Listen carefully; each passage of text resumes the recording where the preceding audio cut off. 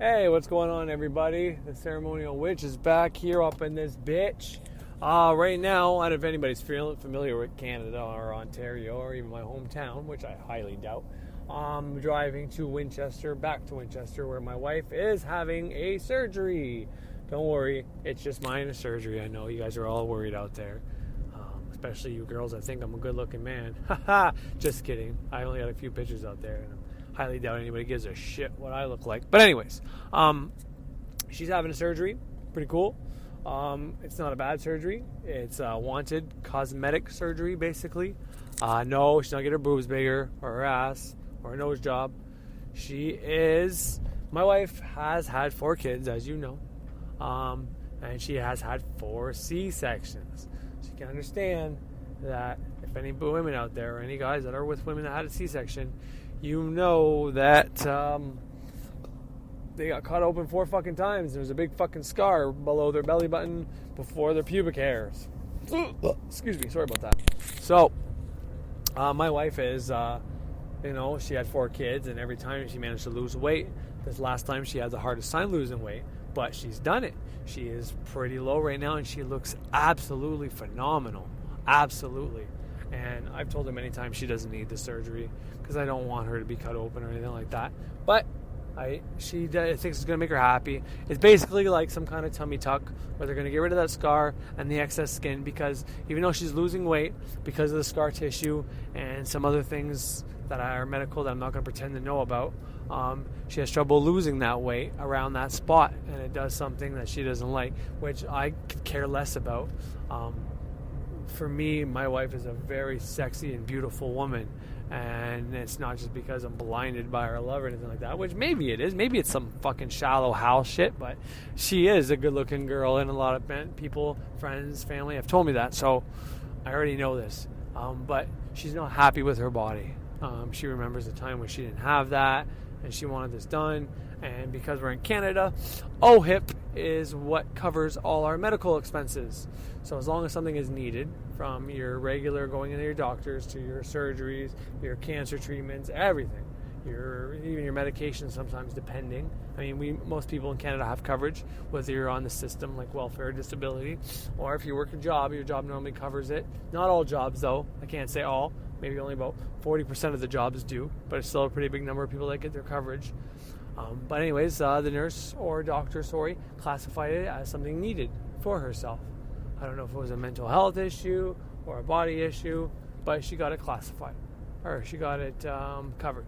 So, anyways, that's not what I want to talk about today. I want to talk about the Frater Xavier clip on Afterlife Part 2 that I put on here first. First, I just want to wrap up what I'm saying about my wife. Things are going good between me and her. She had this scheduled for a while. Like I said, I've been against it because I don't want her cut open, and I don't want her to think that she needs any kind of surgery, cosmetic or otherwise, to fix her, because she's absolutely beautiful. But it just goes to show you that even if you tell someone 100 times, 1,000 times, 1,000,000 times a fucking day, I mean, I tell her, maybe not 1,000,000, but a good fucking few hundred times a day, that she is absolutely beautiful and gorgeous. There's nobody else I'd want, and I've proven that. Now, I've told you before that I've had issues with women claiming things that weren't true, and, maybe I flirted too much, but all of that's not out of disrespect for my wife or anything like that, which you could still say it probably is, and you might be right. I'm not going to argue with you, but it's just my nature. Women are a very big weakness to a man like me, who has been raised by 2 women who think women are absolutely beautiful. If God made anything above women, he kept it for himself, because to me there's nothing better than that. Some people think drugs are better than women and all this, and put the 2 together. No, but seriously, my wife doesn't need this, but she feels like she does. She thinks it's going to bring her happiness when she's done, and for a time it may. She may be completely happy and satisfied with what happened and be her version of skinny and sexy again. But if she looks for some outward, I can't think of the word, validation. She's looking for validation. I've given her the validation, and yet she's still seeking it internally. She can't get her mind to wrap around the fact that I, her husband, The only man she's with, fucking, and loves, and I know this, my wife is definitely not the cheating type, but, because, I know her past, and she's literally, if she wasn't happy, she broke up with the man and went to a new man, and she wouldn't do anything. Like, she wouldn't do anything with me before, when we got together, we were fooling around, making out, and all this stuff, but she wouldn't fucking suck my dick, or fuck me, for like a couple months, which is one of the reasons I stayed with her, because she was a good girl. You don't bring a girl who sucks your dick fucking after a few hours of meeting you, or fucks you after a few hours of meeting you. You don't bring that girl home to meet Ma. No, you bring the girl that made you wait out, who's got self-control and guidelines and, self-respect, I guess. I'm not saying if you fuck on the first date, you don't have self-respect. Problem is, the guy's going to see that and say, well, and some guys will go for girls like that, but then they're going to learn the mistake. Not always, because I'm sure there's some girls out there that just make a mistake. I'm a guy. I made that mistake. I never made it with my wife, but I made that mistake with other girls, and now I'm in a committed marriage, that I would never dream of doing that to my wife. So don't think I'm shitting on anybody who's done that. I'm just saying, from a guy's point of view, from my point of view, if you're trying to get a man, if you fuck him on the first night, he's going to use you. He's going to keep fucking you because you've done it, and he can get it from you. So there's no reason to date you. There's no reason, it comes down to that. And I know that sounds superficial and all that, like, what, I got to hold out sex just to get a man? And yeah, it's a fucking good way to do it. If a guy picks you up and fucks you right away, he's got no need to have to go take you to the movies or buy shit for you or marry you. He's got no need to, because you're going to fuck him. And at the end of the day, at the beginning, when the man's young anyways, that's all he wants. And as we get older, we want to work on our projects. We want to do things that give us fulfillment that way. We still want to come and fuck you guys, for sure, 100%. I've been fucking my wife so much lately. It's because this is the first year that I believe I'm in absolute sync with nature. That's why my manifestations are working well. That's why everything is going so well in my life.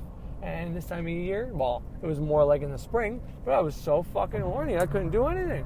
During the day, I would do my magic and I'd do all my other shit, but come nighttime, that's all I wanted to do was be with my wife. And if I didn't fall asleep after, I wanted to do it again, over and over again. We have done that in the past. I think, I want to say 8 or 9 times was our record. I always used to watch Friends a lot, and I know Ross says the 9 times about him and his ex Carol, so I could be getting confused with that. And it might even be in the double digits, but I know we have a day where it was so big. It was from somewhere between 8 to 10 times that we banged over and over again. So, but the point is that I can tell her that she's fucking beautiful. All I want, it's not going to do a damn thing unless she feels it inside. Because even after this, I have the fear and the notion, and I'm getting intuition, insights that this isn't going to bring her happiness. She's going to be happy for a time, but still not. Because whenever she was doing this, we weren't fucking as much. The reason why she got into the weight loss is because she thought maybe I wasn't into her anymore. And it was just because I was so into the occult, I couldn't put the occult down. I've talked about this. This is when I first got into the occult. And so she felt like I was ignoring her and I didn't want her and this and that. So she went and got the consultation, and at first it wasn't covered, so we couldn't do it. And then it became covered. Out of magic. I wonder why. But anyways, and like I said, when my wife wants something, she gets it. So, but she's not going to get that validation externally either. She needs to work internally, figure out how she can be happy. And I keep telling her, and I shouldn't, because you can't tell somebody how to feel or what to do. But she needs to know that she needs to find this internally through something that gives her value, that she's happy about, happy to do, loves doing. You know what I mean? That's what she needs to find, and that's where she's going to get her happiness. Because, truth be told, like, I used to work out all the time, and I never felt fit. I never felt good enough. If people were coming over or I was going somewhere, I had to work out first. I wanted to get that pump. And I would try to do it so that I have a shower, half an hour, drink my protein, so that the pump was just starting to go down when people got there, and I thought I was bigger than I was. And I was never happy with my body. And now that I'm into the occult, did I find my passion? I don't think so. I don't know. I'm very passionate about speaking, learning the occult, so maybe I do need to find a job within these parameters. But I don't give a shit. I haven't worked out in a very long time. I do try to move my body in certain ways to get the expression and any negativity that might have gotten trapped in there out, but I don't work out like I used to, and I don't give a shit. I stopped eating meat, so I actually lost a lot of weight. And people that don't know me think I look good because I still have a lot of cut and a lot of muscle tone from when I did work out. But people that know me might think I'm back into drugs or something because I lost a lot of weight. Now I'm not that kind of skinny, sunken in face, losing weight and shit like that. So it's not like a drug, the way like someone who's on drugs all the time loses weight. But I have lost weight, and some people might think that. And that's why the banishing is coming good, because I want people thinking I'm doing dope, and I start doing dope or something like that. I banish, I have protections, blah, blah, blah, blah, blah. And I've worked on a strong frame. I'm happy with myself the way I am. I can take off my shirt. I used to have to shave my body too, because the more less hair on your body, the more tone. When you flex, it looks better. So now my legs there, but I would shave from my pubes up, all the way up. Fucking hair. I do my own hair because I don't trust anybody with my own hair. I had to style it specific ways, put little patterns like hair tattoo things in there and all that. Now I barely do that. I'll make the little part on the side there that goes with the haircut. Other than that, I don't give two fucks, because I found something, and you wouldn't think they're together, that they're in line, these things, that finding your passion, what makes you happy would actually keep you happy on a physical level, but it does. Because when you're doing something that you enjoy so much, that makes you happy, that you love to do, that you wake up just happy to do, then yeah, you get that internal abundance. People want to be around you because you're a fun person. You may not necessarily want to be around them. You may not want to do this shit with other people. You might want to just stay home and learn or talk or teach or shit like that. But people want to be around you because you're so vibrant and so happy. And which is part of the reason why my wife gets so upset whenever I don't find happiness with her anymore. And it has nothing to do with that whatsoever. And it has everything to do with, I'm just so happy doing what I do, I don't want to put it down. And like I said, I got to find balance with that too, because you can wear yourself out, or you can end up trying to look for something so hard, like occult stuff, that you end up not finding the right info, and you kind of fuck up your dream and all that. I don't think that would happen necessarily, but it's definitely a likely possibility. But anyways, point is, if my wife found something that she enjoyed doing, a hobby or something like that, something that gives her happiness and she looks forward to waking up and doing, that would make her happy on all fronts. That it's so powerful to find what you love, your passion, your value, that not only will money come and you won't have to work anymore, but you will be physically happy, emotionally happy. You'll be happy with your body. You could be, somebody who's technically not a good-looking person or whatever, but if you find your true passion and what you love to do, you will find that internal happiness and internal abundance, and everything will get so much. Sorry, I'm grabbing a ticket because I pulled in the hospital, but everything will get so much better. Your whole life your happiness will just expand tenfold, that you won't believe that you ever had another way, that you ever did something else. Oh, that's sick. My parking spot's still here. That's fucking awesome. But yeah, you won't ever think that there was another way possible that you could have been happy before. And that's not to say that when my kids were born I wasn't happy, or that when I met my wife wasn't awesome, because it was. All those things were part of the plan, were all the important things that were meant to happen, and they happened accordingly. And I wouldn't be where I am right now with the occult knowledge and everything I'm doing had I not been there. I listened to Birch's newest thing, and he goes on a few rants about how things are so bad, and it doesn't matter what country you're in. If you think that Trump's not going to affect your country or come for you witches and shit like that, you're wrong. You haven't followed history. And I love Birch 100%, and actually I think he's right. I think times are tough. Picking up the guns and all that. I mean, it's not a bad idea if you truly think you're fearful for your life, but I don't think that's going to serve anybody who just gets into the occult.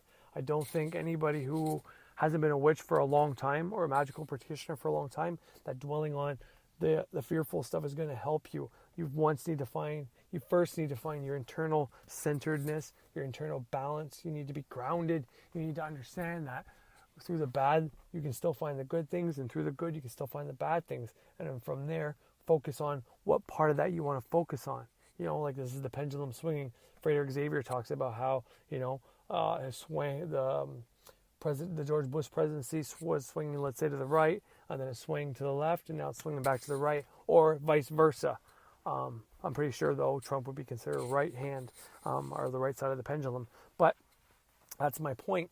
And I had my pendulum video talking about whenever your pendulum swings both ways, when you become centered, balanced, and even, and you're able to find, when you're on that opposite side of the pendulum, that's technically not the good place you want to be in. If you can find the good parts about that are actually going to serve you and help you, when you can find happiness in the crap sandwich that you got, well, then you're always going to be happy, because when you go back to the other side, well, that's where you want to be. So you're back to where you want to be. But prior to that, you were in a new place and you found happiness in there. It's just like using the moon. When the moon waxes, that's the preferred time by most, because it's when you can ask for money to come in your life, abundance, your lover, and all that shit. And the waning is when it's a purge. You're banishing the bad shit. So banishing the bad shit is a good thing, but it's technically, you're focusing, you're thinking about bad stuff. So it's not the ideal time. People much rather say, I want to win on a lottery ticket and try to buy that lottery ticket whenever the moon is waxing than when it's waning. But the point I'm trying to make is that just like whenever you use the moon during the waning phase to bring something to you, if you're smart enough to word something and pull it to you, use the pull, because your left hand would be your negative hand, but it pulls energy in, right? You can say it pushes energy into your hand, but pushing away is your right hand, right? So if you could find a way to word something and you can use that part of the moon to pull something to you, it's the same concept as the pendulum. When you're on the opposite side you don't want to be on, if you can find some balance and something good about that scenario and focus on that good thing, well, then you're going to get more good things in a time where people say, no, it's all bad, it's all bad, it's all bad, it's all bad. And by not focusing on the Trump and all this other bullshit, then slowly but surely that situation can go away. Because Birch will teach about what you think about, you bring about, what you focus on happens and all that. So if you don't want shitty situations, you shouldn't focus on it. He doesn't go into a very much detail because he's more witchcraft and all that, and his system is his system, and I'm not going to pretend to know it. So I'm not dissing Birch. Like I said, I got nothing but respect for that man. And if he's telling me I'm doing something wrong, then I'm probably doing something wrong. 100%. Like, I don't have the fucking, I'm not, that's way above my pay grade to talk about what he's talking about and to say what he's doing is right or wrong. I think he's got a reason for what he does, and he's doing that reason, and he's using polarity to make whatever happen. Whether he's trying to get money, whether he's trying to get people against or for, or something completely different that we can't even see. When I think of Birch, that's what I think of. I think of what he's telling you, like, unless he's teaching you a course or something like that. But I think of whatever he's putting out there is not always the whole story. Yes, he's probably saying his opinions and stuff and how he feels like that to a certain extent, but he is a smart, calculated witch who is going to have motives upon motives upon motives. He's going to have reasons. He's going to have calculated outcomes, meaning he's already thought of all the things that you're going to think about whenever he says a specific statement, and he's going to control how you think about that through his statements. I don't really know how I'm supposed to put this into words when I'm thinking, but he's a very calculated guy. So I'm not trying to run him down or anything like that. Like I said, I'm trying to actually say how fucking awesome he is in a few words, and I'm having trouble because how do you say how awesome somebody is when there's not even words for their level of awesomeness? But that's kind of the point. It's the as above, so below version of my wife trying to think the surgery is going to make her happy when it's not. What's going to make her happy is finding something she loves. And you can think I'm full of shit. You can think it's not true. You can think that, how are you going to be happy about your body but just, I love making candles, or I love making brews, or I love running or working out, or my love is being a psychiatrist or a teacher or something like that. How's that going to make me happy? Well, if you're actually doing it right, like say you're a teacher at a school, but that school's not letting you do what you want to do. It's not letting you teach these children a specific way. You got to stick to this stupid curriculum, and you can't get anything spiritual or anything that you think is actually going to help the kids. Well, then you may be teaching, but you're not doing your passion. If you will leave that fucking place or find a way to get someone on board and let you have 45 minutes a day to teach something you want, and you give them guidelines or what you're going to actually be trying to accomplish by doing whatever you're doing, then, and you actually get to do that, well, then you're going to find your happiness. Then you're going to be okay, because then you're actually doing what you're supposed to be doing. Your passion, your love, your joy is not just, in my opinion, is not just what you love to do. It's what you're meant to be doing. Through that, you're going to inspire and uplift people.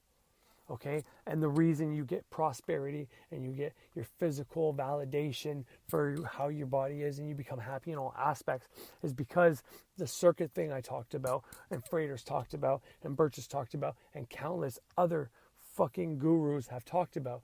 Whenever you put bad out, you get bad. When you put good out, you get good. So by uplifting people, they're going to prosper. They're going to make money. And by them making money, you make money. It's like your triangle schemes, your fucking pyramid schemes, right? You only make money if the people buy off of you. And then when people buy off you, the guy that got you into the game makes a cut. And the guy for him gets in the game. It's the same fucking thing. If you're giving information to people and it uplifts them and they all get happy and make money and find love, well, then those things, you're going to get a cut of that success too. It all comes back to you. That's how this shit works. Anyways. So you may be familiar with the concept of the holy guardian angel, the sphere of Taparith, and the higher self. And when you come into contact with that, it's going to tell you the same thing. For you to follow your passion and your purpose in life in your own path. And the sooner you find your purpose and path, the better off you're going to be. Because around 42, when Saturn and Uranus swing around to oppose themselves natally. The episode goes on and there's no clips of Frater on there. This is why, okay? Because I always pre-record my shit and then I put it on. I'm never really live on there, but I am live as it's on. So if you were to hit the chat room or something like that, or say hi or something like that, you could. I'd be there. But you're not going to hear me say anything over the air. That's going to change probably. Just at home when I tape the shit with the kids around and shit like that. That's where I have to do it. But because I don't have like an office or lock the door, I normally do when it's not home. I have to stop for many things. So it's easy to be ready to be like Birch and do like Ask Uncle Birch segment or anything like that. But I mean, if it was about just the stuff I've taught, to clarify that, I would totally go on live and do that, once or twice a fucking week. And just say, if anybody has questions about any of my videos, reference the video or tell me what I said and ask for clarifications. Or if you guys wanted to ask me specifics, because if I didn't get into detail on something and how I know this, whatever, or what I did specifically, then yeah, I could totally do that. But I'm not just going to do that because I don't want to be on there with just dead air, no one asking me any fucking questions. But yeah, so anyways, back to the passion and the purpose shit. So I was talking about how finding your passion and your purpose helps all aspects of your life, and this is true. I am proof of this. Could this be different for somebody? Probably, but I don't think so. I really don't. I really think that this is like the one thing everybody should be striving to do, And it's not always appropriate to do. And that's why some people find their passion at a young age. They're exposed to it right away, They already know what they want. And some people, if they may have done that and then never came back to it. Funny story, back when my first job, most people think it was Harvey's or something like that, because I worked at Harvey's age 16 until I was about 18. Got fired for giving away a free fry, which wasn't really giving away a free fry. I stole a couple $1,000s out of the safe one day. I had this big plot there because I was selling Coke at the time. Well, this is like this is when I was 18, mind you, not 16. But, the taste of freedom of that money made me not want to go to school. And like I said, I'm the type of kid that I never had to study. I would get like high 60s, low 70s, but if I was in class and I heard what the teacher said, I could literally, during the test, it's not always like this. Some things would just come to me, but most part I could try to remember back to her teachings and kind of like a photographic memory, see or hear, or more like a videographic memory. I could see her teaching that lesson, and then in my head I would find the answer to the question kind of thing. So I mean, I couldn't do that for all the tests because, truth be told, I didn't go to all the classes. Or if I wasn't really paying attention to her in class, then I couldn't do that. I had to actually be paying attention. Which, you know, you can debate because I say the subconscious sees all, knows all. But this is not the subconscious mind. As far as I know, this is my conscious mind that I'm using. It's a conscious thing that I was tapping into. You know, you do have different types of memories. I'm not going to get into all that. But anyways, back in high school, I was passing and all that, but I got a taste for money, so that's when I started skipping more and got into partying and drugs. You know, we used to skateboard. My Harvey's was right near the LCBO and the beer store, so on break, me and my buddy would go out of the same age, and we'd go skateboard for the LCBO because they had this nice big slant that was like a ramp and all that. And then, I'm not going to try to be mean or anything like that, but most of the time we'd find some East Indian or like a cab driver or something, and please, I'm not, I mean, it's very stereotypical and all that, but I got some white males and some white females to also buy the booze for us, but most of the time we would target them because we were giving them an extra $5 to $10 depending on if they said no to the $5, and we said, we'll give you $10 then. Like, we're 18, you know, we live in Quebec, we're not used to this thing and shit like that, because in Quebec you can drink at 18. But anyways, and so I got into selling coke because I got into the partying, and then I owed money, so I planned that. But that's why I ended up getting fired, because they knew that and they couldn't prove it. That's why I ended up getting fired. They're over the air too. That's where I had to train to get oomph in my voice, even though you wouldn't be able to tell that I was ever in radio before. But it was a very small job that only lasted, I want to say, a season. It was from around Christmas time, from the new year after Christmas time to about that summer, and then I stopped doing it until basically the hockey season stopped, because then they just used somebody else to do that, and I never went back. But this is when I was like 13 or 14. Sorry, I don't know, I was 15. It was right before Harvey's. I was looking for a job, and 3 days a week my mom thought was a good start and all that. But anyways, so I don't know if what I'm doing here on Spreaker is part of my passion or what I want to do. I do know I love talking about occult. I do know I love teaching and preaching and stuff like that. I do love finding correspondences, you know, the as above, so below, or the pendulum swing, the cause and effect, the polarity, the law of gender. I like figuring all that stuff out. And that's what this was supposed to be about. This episode was actually supposed to be about the maxim of law. For he who will be deceived, let them be deceived, kind of thing, which is what I wanted to throw out there and preach about. Well, that was one of the things. The other thing was, you know, the negative part of the atom and all that, which I'm going to get into. And I might actually get them all taped today, and if I get the Wi-Fi when I go back in, and put it on. But anyway, so if this episode isn't about Frederick Xavier, even though I said I put on clips and all that, because I started off by saying there was a clip, and that was just me assuming I was playing that. I'm going to talk about that, even though I haven't talked about that. But anyways, so finding your passion is going to make you happy on all fronts. And, you know, I can only speak for myself and from the gurus I've learned from, but everybody who does this stays this way. Now, you can still develop emotional blocks in the process, because, like, the occult is the thing I love doing and all that, right? So you can take the perspective of, well, me and my wife always fighting. Like, what the fuck's that about? If you're doing what you love, how come you're having fights? And that's the little test to see if I'm going to fold, to see if I'm going to say, you know what, fuck it, I'm not going to study the occult anymore. I'm just going to go get a job and be a slave and keep going. Like, I mean, they can't give you, the universe is not going to give you nice, easy tests that are easy to pass. I've said this before, too. It's easy to be happy and remain positive when everything is positivity, everything is all happy. But what happens when everything goes to shit? You know, you can argue that's what's going on, because, like, there's a lot of places in the States where, you know, witchcraft and all that stuff is pretty fucking damn free. Bert says it a lot, often in some of his videos, that they're pretty free there in Santa Cruz. He has a video about some guy who lives in Africa where they still burn witches alive. So he's pretty free there in America and where he is. So how do you test people whenever so much of the population is starting to get into witchcraft and spirituality, and the New Age movement is so big? How do you test all those people to see if they're actually willing to stay by their beliefs, to stick to what they're learning? Well, you put a fucking psycho, right-handed Christian who used to be a fucking TV star celebrity, who everybody thinks is unfit for office, and you put him in office. And you have him fucking run the fucking country and get everybody in an uproar. And those who get too scared and can't fucking handle it, and decide to say, no, I'm not going to do this shit anymore, it's not right and all that, and quit, well, then they weren't meant to do this, or they're just not ready yet. And then you have the other people who are still willing to say, you know what, no, there needs to be a change. So let's get online, let's put out our information, let's fucking group together and find a way around this. Because, like I said, I'm not opposed to anything Bert said. I truly, if they were coming for me because I'm a witch and I have a show out here that, is not very popular, but it's always gaining more and more popularity, more subscribers, more followers every day, it seems.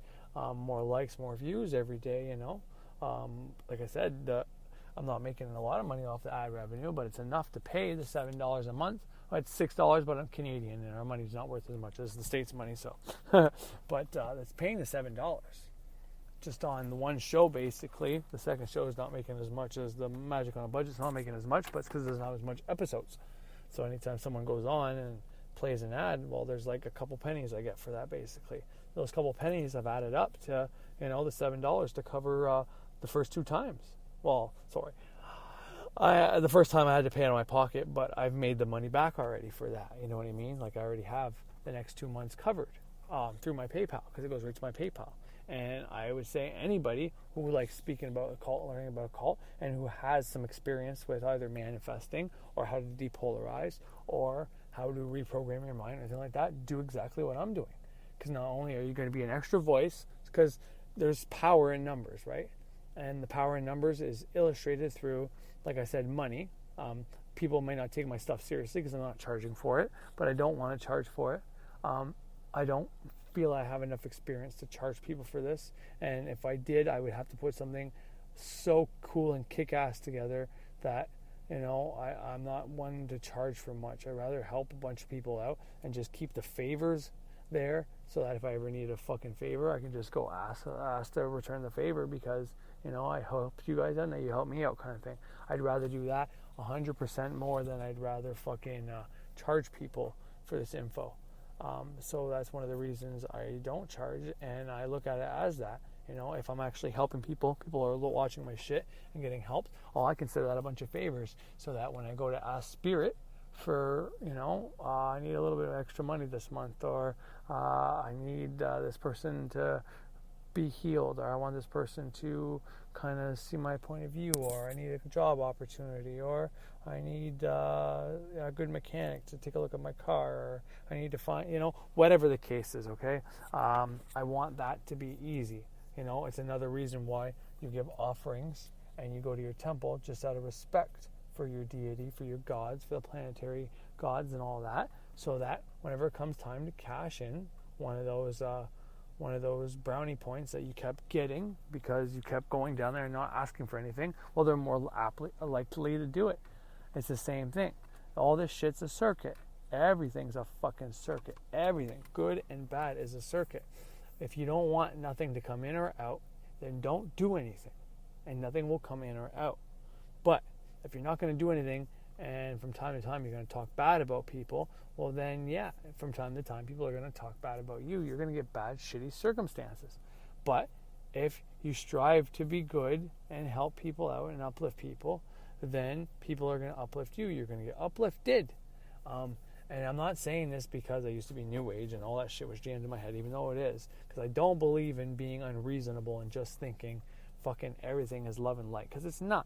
There's a lot of darkness out there. There is I've said this before, there's a low vibrational energy that wants to keep people in a low vibrational energy. It's out there. It talks through people, and if not, it'll show up as a dark cloud figure. In my example, I've seen this thing a few times. It was on my chest a few times. It is in my house. It has been around my children, whatever this is. And I need to cleanse it and get it the fuck out. But it keeps coming back. And it comes back through my children. It comes back through my attitudes. It comes back through my negativity, my wife's negativity, other people's negativity, strangers that come in the house. It comes in and it does its thing. It brings somebody down with it. The only person it can't bring down as much is me. But it has. The days where I haven't done anything magic or even had to try, and I just wake up in a bad mood, well, later on that day, I get the knowing, or I see, and that's what's happened. this thing has come into my field, my aura, my whatever you want to call it, and has affected me.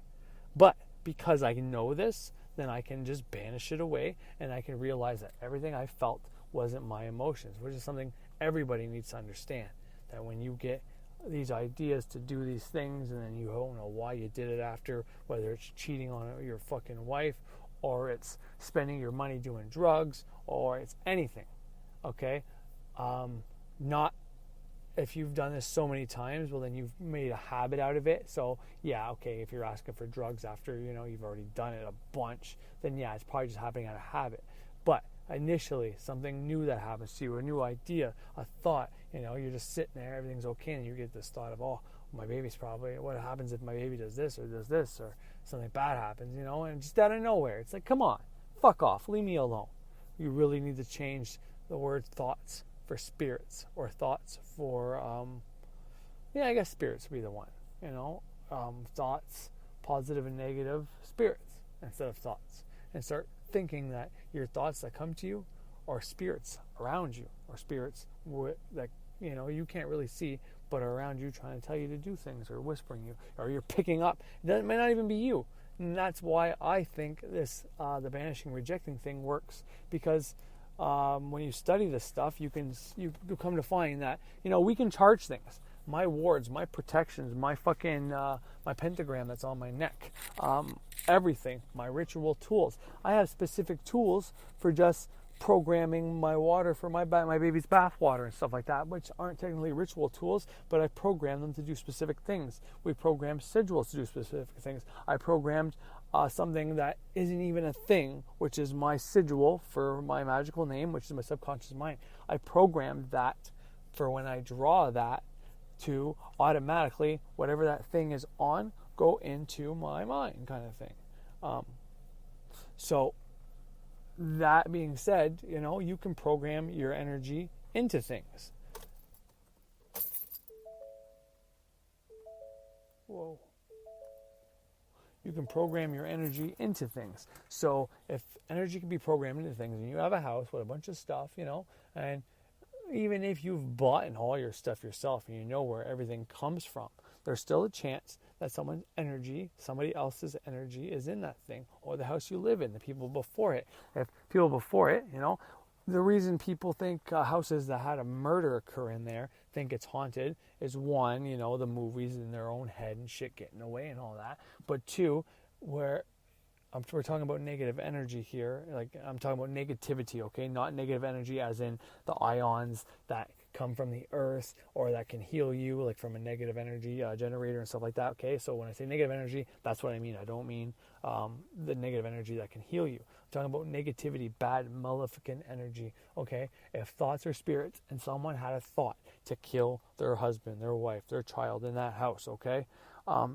Then that negativity could be in that house. It could be part of something in the house, which is why they think that house is haunted, and they're not too far off, thinking a spirit made someone kill somebody, but we can program stuff. So you could program a gift and give it to your mother, and you can put your energy in a ritual and say, this is for my mother to have good luck and good health and healing, and that it'll protect her all that time, and give that to her. Well, that energy is going to be there, and anytime she's around that, she's going to maybe feel healthier and happier and loving and think of you, or something like that. You can actually program a gift and give it to your mom and say, every time my mom sees this or thinks of it or touches it, she calls me up and gives me $10 and tell me if it works or not. I know it's something I've never done, but it's something I've thought of. These are the things I think about. I really use my imagination to do my magic and think of a bunch of crazy things I can do like that. Now, that'd be something you would do for a boss maybe you don't like, but you get what I'm trying to say. What I'm trying to get at is, if there's things that we can program, or if people have intense emotions and energies like negativity in their house or positivity, then if you're picking up on these things, it doesn't mean there's a dark, bad spirit right beside you whispering these bad thoughts in your ear. You could be picking up the energy of things around you, okay? And you may not be. It could be a spirit or something in your ear. It all kind of depends on your beliefs and your home and all that.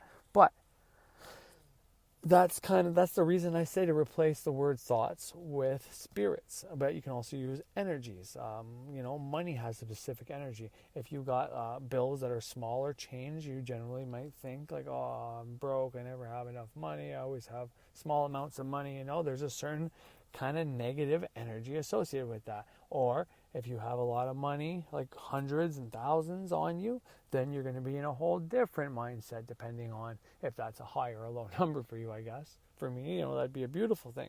But for someone who's worth millions, only having 1,000 would be like me having fucking dimes, nickels, and pennies. And in Canada, pennies ain't worth anything anymore except for the price of copper. But that's kind of the point. You can program stuff. And if you're picking up negative thoughts and energies, well, you should be banishing them. And the underlying point I'm just trying to get at is to depolarize yourself and to have a good time, to depolarize yourself to be balanced and all that, you need to understand that these spirits and these things can still talk to you. You can have your wards on and shit like that, but for some reason, sometimes maybe before you wake up, I don't really know if the energy that you put into something, maybe you didn't, because you can't just do it once, I tend to do it every month, or for some reason I forgot or whatever. Some people say just using your tools in a ritual consecrates them. Now I don't just do that, but I will put all my words and stuff down on my altar whenever I'm doing my ritual. This way, if I did forget to consecrate them, well then I still had them there in the ritual space and all that. But my point was about, there's so many people so-called becoming awake and all that, and if there's a dark energy trying to keep us down, and let's say there's even people that work with that dark energy, or that created that dark energy to be some kind of egregore to go around and try to keep anybody who's uplifting people, they created that to go into the houses and go through the internet or whatever and make people assholes or make people have these bad circumstances. You really need to work on these things I told you, the depolarization and the reprogramming your mind, but you also need to do the banishing of the things, and you need to understand that the opposition you receive is a good thing. It means you've done something well. It means you're doing something, you're helping people. You're a powerful person. You're going to have some influence. These things are going to come up to nobodies and just fuck with them for no reason. I mean, it could. I can't pretend I know everything about this stuff, but it's generally going to be because you're doing something good and you're going to help, and they see you got influence. But there is dark and light in everything. There is good and bad in everything. So we need to be aware of these things so that we can counter them when we need to counter them. We need to be aware of these things so that whenever we're in these bad places, that we understand it and we can get back to our good place. Because being, like I said before, I'm not all love and light and all that. I get dark places and I get fights, and I've seen these things that I think is this dark energy that's on this planet that even Frater has talked about and multiple others. So by knowing this, you're ahead of the game. It's like when you know the TV is programming you, well, you can watch and you can look out for those things. I saw a thing about Tom Cruise the other day on a tabloid, and it was something to do, I can't remember what it was, but the picture in the background, there was a cross right near his fucking head, kind of like behind it. And, Tom Cruise and Christianity are, light and day apparently, because he's a Scientologist. But yet, they have those two things together in the same picture. Why do you think that is? Well, maybe they're trying to tell people that Scientology and Christianity aren't so far apart from each other, and maybe they're going to work on some kind of segue to mash those two together. But first, they're going to subjugate you to everything that, Tom Cruise or Scientology or whatever and Christianity are the same. Maybe Tom Cruise is going to become a Christian, and before that happens, they're showing you these pictures. You got to understand this stuff, and maybe nothing will happen. For me, it doesn't matter if it does or doesn't, because it's not going to affect me. So anyways, there's my episode. Expect 2 more episodes, and if I have lots of time, I'm going to do them today. If I don't, it's not going to be today, but there's going to be 2 more episodes. I'm not going to expand on this. This was just kind of on a whim, but anyways, I hope everybody enjoyed, and have a good fucking day. Ceremonial Witch, hope.